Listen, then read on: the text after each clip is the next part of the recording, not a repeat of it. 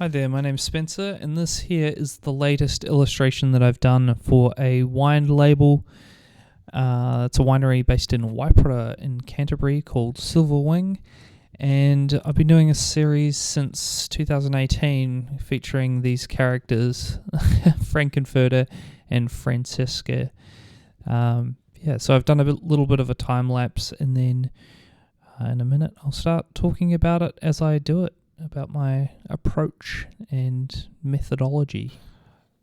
So the bit that you just saw, I had someone else in the studio, and I felt self-conscious about talking while I did this. Anyway, since then, all that work I did, I showed to the client, and he said that my Frankenstein looks a bit awkward, and I want him to be walking instead, so I am going to have to change it, which means going on this layer and totally kind of just changing the pose a bit. So I've got this white layer to hide all that extra detail. The other thing the guy said is he didn't want this fence drawing, which I did last night, which is quite a lot actually. It's quite a lot of work, but yeah, he was very keen on having a fence, and then he was like, oh, actually it'd be nice if we could see all the stuff in the background, so that's fine. The original fence was actually even thicker than that and obscured more stuff, and then I fixed it this morning.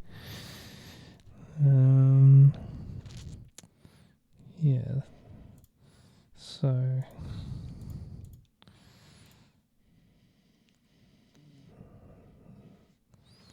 think this was the original fence. Yeah, much thicker. Anyway, fence has to go, and without the fence you can actually see that where the shadow is that I put in there for the fence. Everything looks a bit more bare, so I'll probably have to add some more trainage, and because the train and stuff is a little more exposed, I'll probably have to redo those logs too. Might actually add a second train or row of train carriages and maybe some train tracks. Anyway, that was the picture I have for reference. So yeah, maybe I could have some empty ones. Oh, I should have some logs stacked up. That's a good idea. Yes. So this is my clouds. Sorry, you can't see that because my head's in the way. Can you? I'll put myself over here instead. How's that? Yes. So yeah, I work with a lot of layers, and I try to keep things labeled, and I try to keep stuff in groups.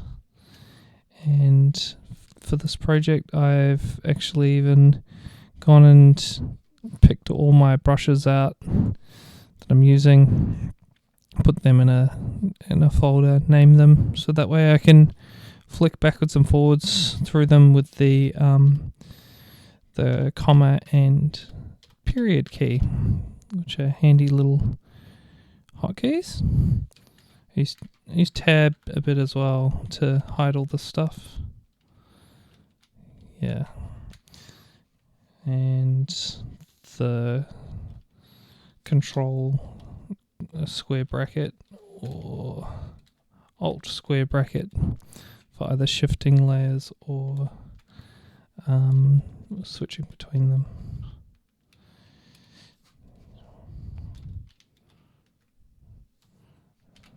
Does control alt close bracket create a clipping mask? Is that what that was? Yeah, that's a good one to know. Otherwise you have to dive into the sub-menu. Anyway, sorry, I'm doing a lot of talking and not a lot of working. I've also color-coded these just to make it a bit quicker for me to be like, oh, yep, that one. Might change the color code of that to grey, seeing as I'm not using it anymore. But the reason I opened that up was so that I could get rid of that shadow, because I don't like it. Don't need it, because I don't have the fence anymore. Yeah. This is my character reference layer. Which looks kind of funny compared to the finished illustration. Bit rough. Bit rough. But whatever. Question is, where do I put his arms if he's walking? I actually also made a reference for them using Blender. I rigged some kind of plasticine sort of metaball stuff, and yeah, if we open up this folder that has the references in it, that's it there. I'll just shift that to the top so you can see it. Yeah, so he actually had his hand on his stomach originally because the client wanted him to be hungry, having a growling stomach. Anyway, let's just redo this a little bit. So,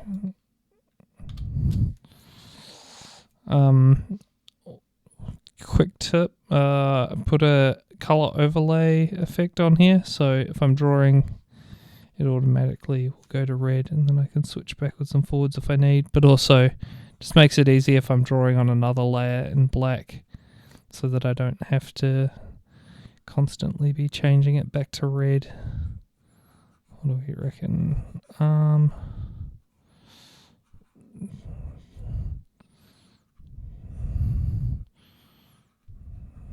Something like that, maybe? I don't know. I'm all about starting rough and then refining, but also that looks a little bit out of proportion. Whatever.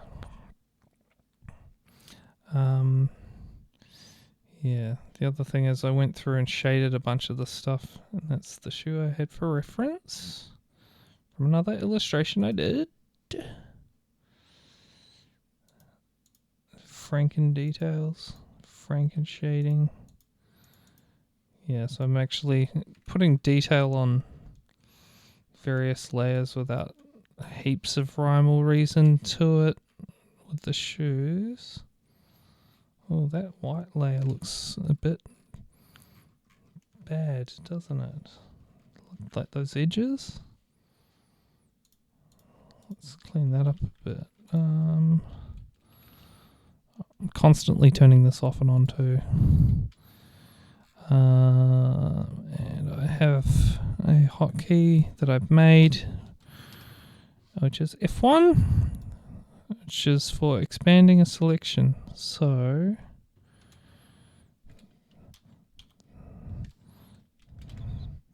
that looks a little bit better. I'll just get rid of that bit.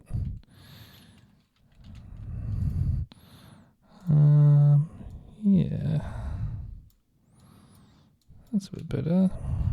How's the rest of them look? A bit better.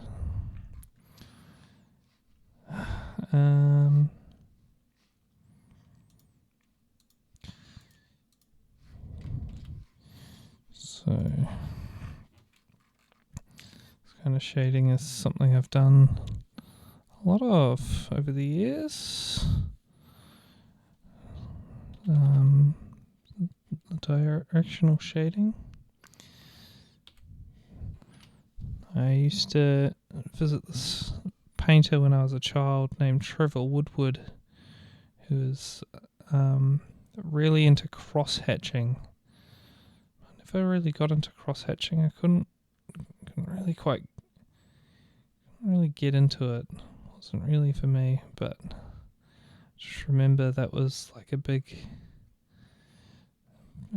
big early influence on me is seeing Trevor Woodward's work in the studio. He's a Australian painter. Did these like very crazy neon sort of kangaroo things, and he was a Vietnam veteran, and I think art was sort of the thing that kind of leveled him out after what was something of a painful experience for him.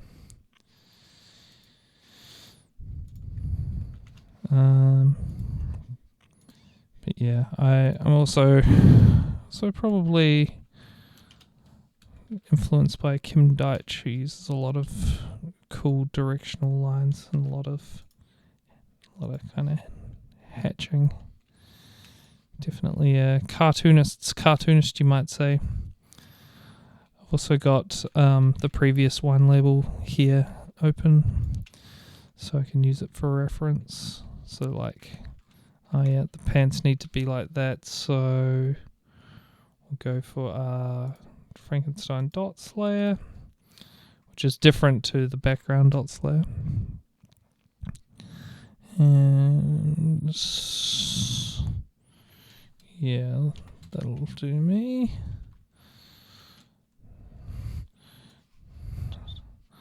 I used to do this kind of a different way. I'd do a whole layer. I'd cover a whole layer in dots. Is that black? Yeah, I'd do a whole layer covered in dots, and then I would create a series of masks, or I'd have a mask on the layer, and basically kind of make the dots appear wherever they needed to be. That way, if I decided I wanted a different size of dot, I could do that quite easily, and they'd still all be in the right place because I would have the mask to mask them out. Speaking of masks, smoking. Speaking of masks, let's make a new layer here. I'll give it a mask. So when I'm drawing my black lines on it, it will just be on his pants like that. Also, this is a very large file, so it's got a little bit of lag, which I'm not super crazy about. But yeah. Is this interesting? I don't know.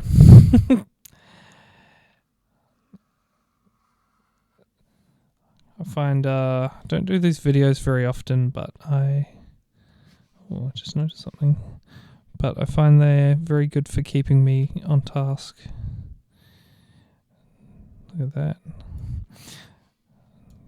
And it's the kind of thing that I wish I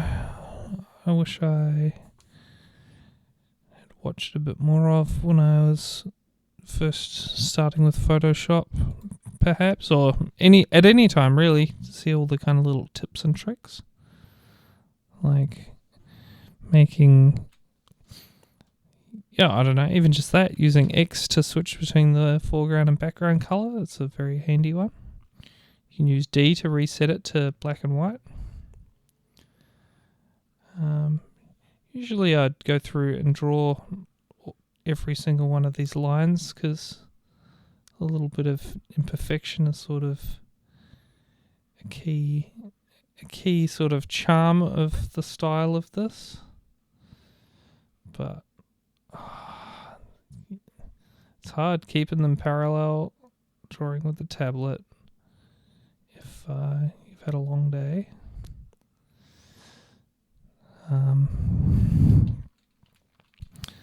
Also, you're allowed to duplicate things like this. I'm actually going to rotate this because then they won't be quite so obviously uniform. Not that anyone's going to be really looking, I don't think.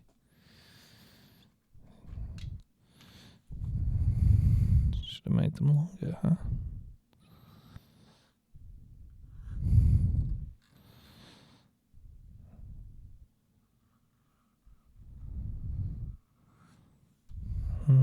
Not crazy about that.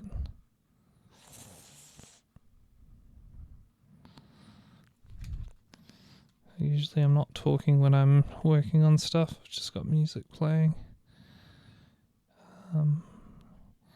I've got a friend who I often talk to on the phone, but I find it's very, very important to concentrate, you know? State the obvious.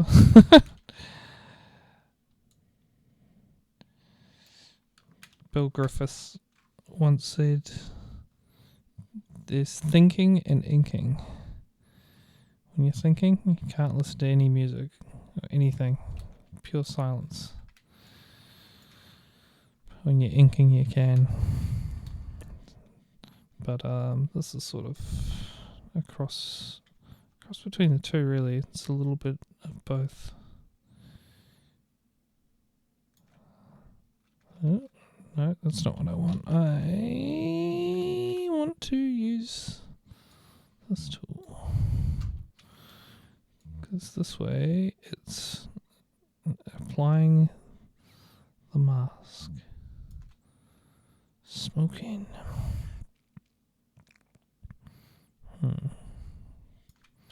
It's not ideal, is it? Let's rotate this one again for a little bit of a variation in the lines.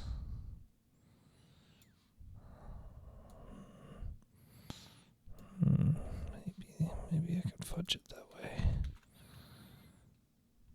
Does it look alright? I was concerned that there's going to be some kind of moire effect starting to happen when you have patterns intersecting.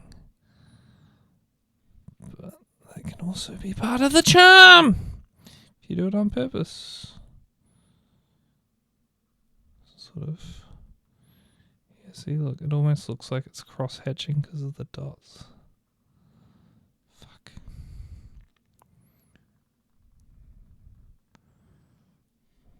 See, this is one of those times when I'm wondering if I should have used a mask for this pants layer.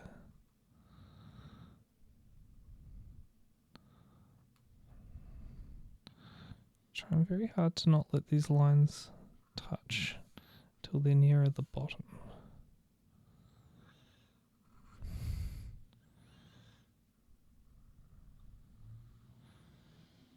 Because the question is, why didn't I just copy all of them?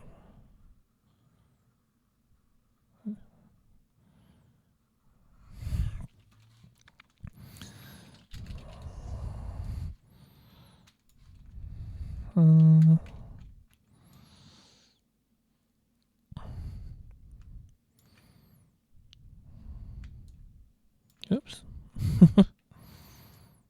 Oops. What's going on?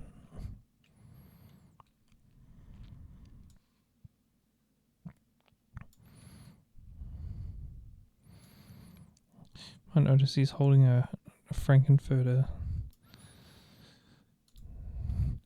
We decided, well, the guy who runs the winery decided that this character's name would be Frankenfurter.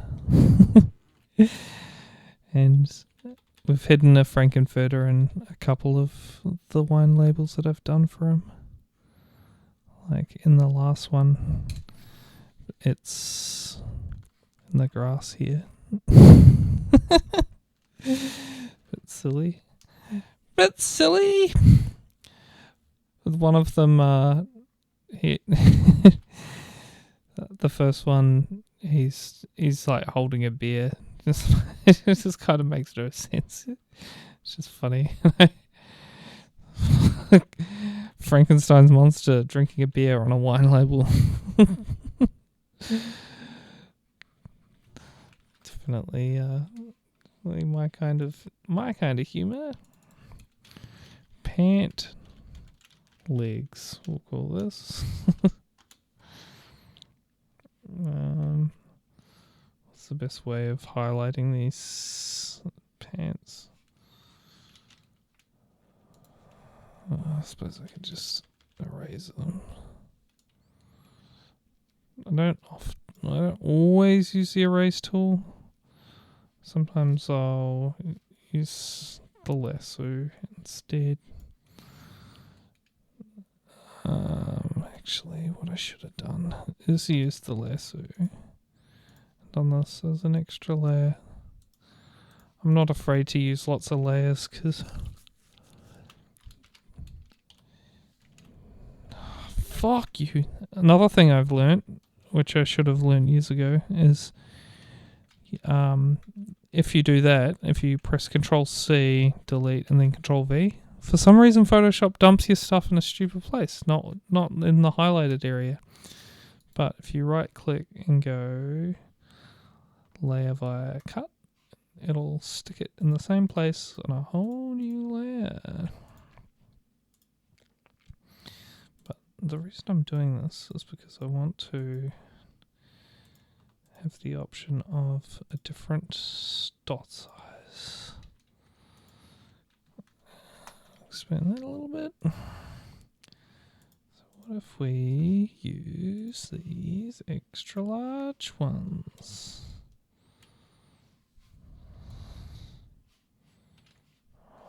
They look exactly the same. My bad. Whoopsies. The XXLs.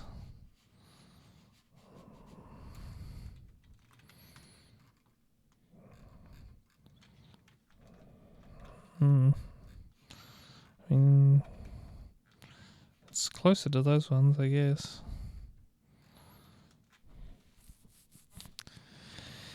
Whatever, it's fine.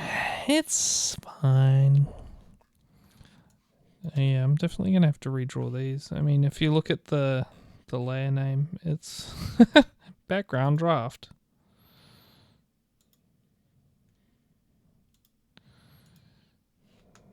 Yeah, it's a little bit on the rough side, but some of those feet. I should probably get going, actually. I got somewhere to be. Sorry. Time to go.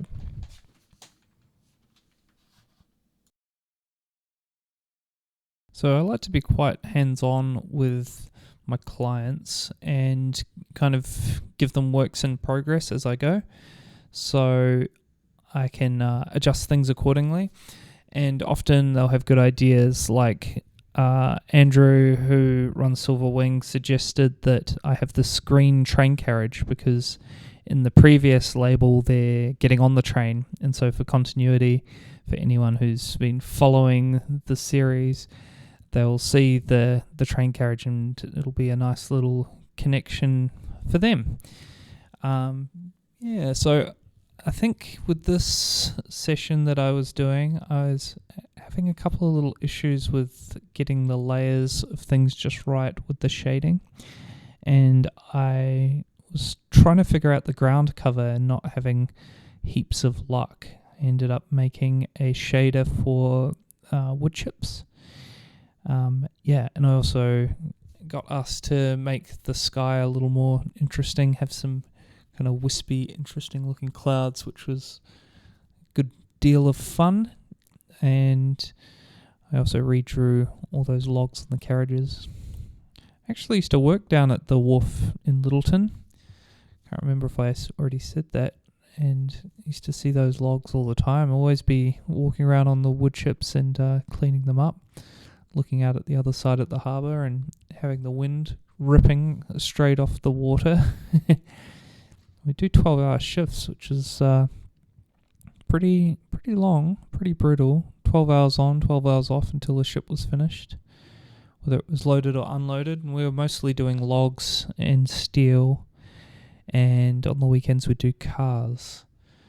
It was hard work, hard yakka, bit of a dangerous job, but I got to meet some characters, and you can rack up a 40-hour or 48-hour week quite quickly on one ship, and then I don't know, have a week off if you feel like it.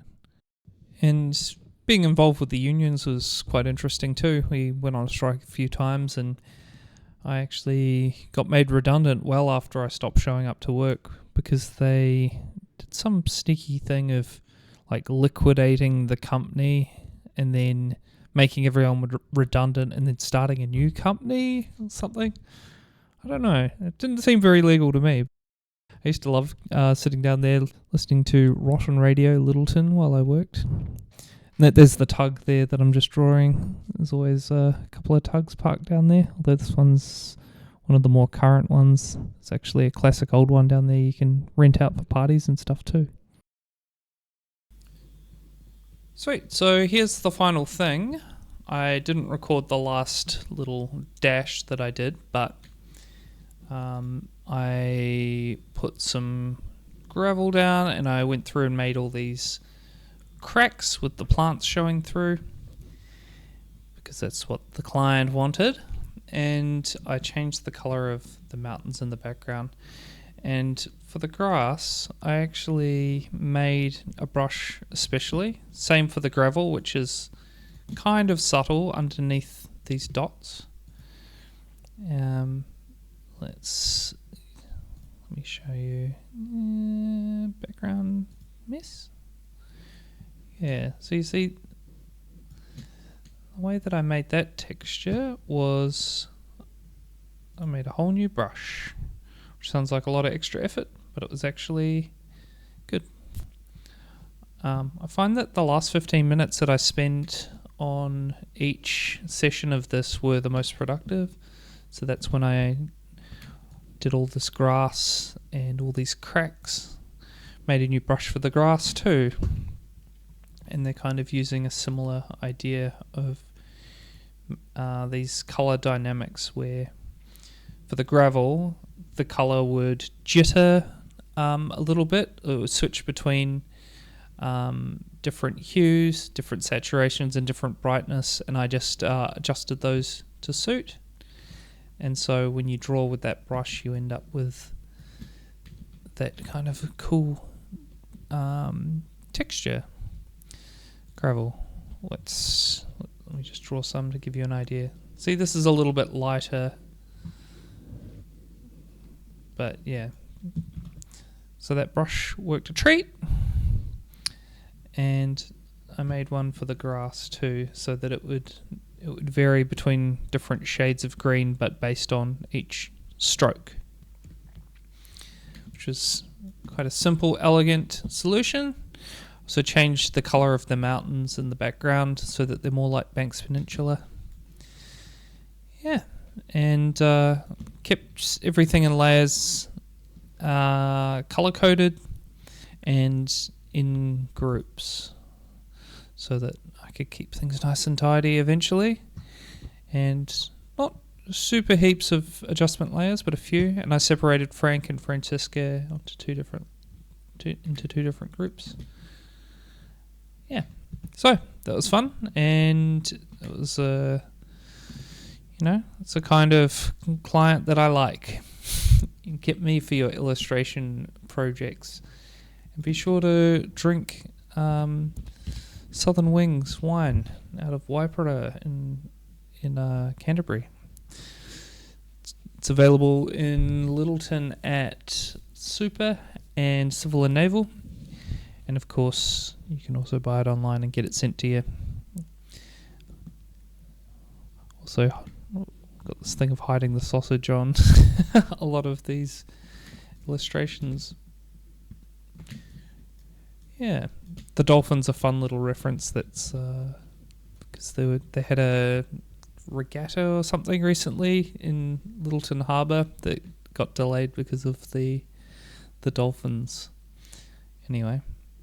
That's it. That's the finished thing. And I hope you enjoyed my little process video.